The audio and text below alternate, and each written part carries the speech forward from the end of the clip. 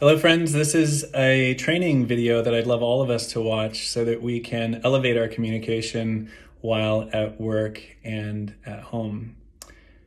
We all, of course, want to communicate well. There's a lot of information that needs to be shared in order to create an optimal experience both for our guests and for ourselves. And so we're going to try some new best practices together and see if we can optimize the way that we communicate together. So imagine first that you need to communicate something. The first question is, should I use email or WhatsApp? These are the two options that we'd like everyone to use, so not Facebook or any other means. And the way to decide whether it's email or WhatsApp is it time sensitive, which would mean WhatsApp, you want to send a message and you want someone to see it as soon as possible, or is it relaxed or casual as to when somebody looks at it, which would be email. So choice number one is email or WhatsApp. Historically, I think we've been using WhatsApp for just about everything, or for a lot of things anyways. And so we're going to see if we can remove the groups that were designed to be used for all staff sort of training uses. And we're just going to use WhatsApp mainly during retreats or for things that are time specific. Question number two. Determine who should be receiving your message and minimize that number. So just notice who you're replying to or who you're sending messages to. Include anyone who you think should know about something, but also remove anyone who you don't think needs to receive your message. All right, number three, refine and define the messages that you're going to send such that they are focused on elevating our work together. Resist the urge to use our chat rooms and email for just social time. You can do that in other ways if you like, of course. And direct your messages if possible or if relevant. In other words, if I'm in a chat room that has retreat leaders and kitchen, I might, and I was a retreat leader wanting to speak to the kitchen, I might say specifically, can someone in the kitchen do X? Rather than just saying, can someone do X? And then also, if it's possible to be specific to one person, you can do that. And sometimes you might actually just come out of a group chat and send a message specifically to one person. So just really assessing who should be receiving your message. And then if something's sent, let's say that we've asked the kitchen to open the back door, if someone from the kitchen reads the message and opens the back door, acknowledge that you've done it. Just say done as a reply so we know that something's acknowledged. All right, guys, time for some advanced distraction management. Distraction is the root of all evil these days. We know that the use of Facebook and Instagram and phones in general are directly linked to anxiety and depression, and you and I are being tugged in all sorts of directions, and we may be finding ourselves dropping into all sorts of holes of distraction.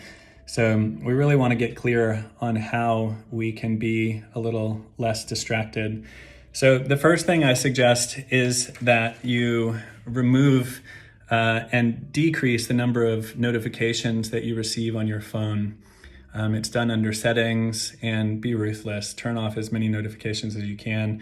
The vast majority of information that we receive is not urgent, and I would imagine if something really was truly urgent, somebody would call you.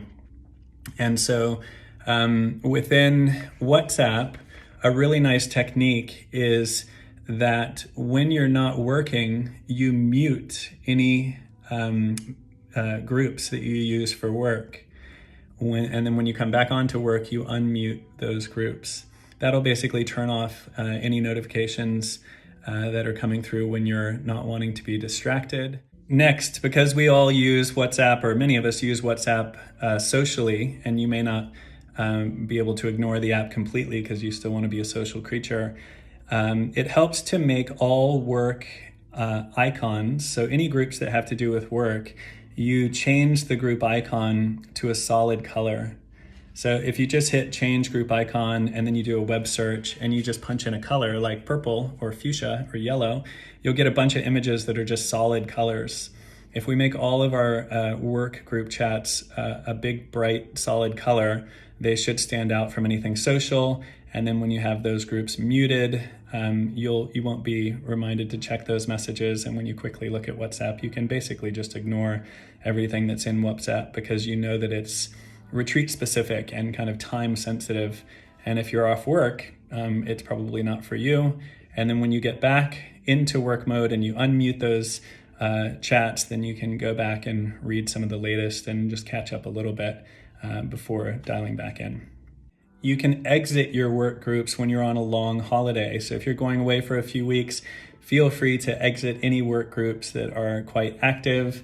And then another practice we should all engage in is making everyone an admin on our work groups so that when people drop off and they want to get back into the chats, they can easily be added back in, and we can all kind of continually be admins for these groups and keep them up to date.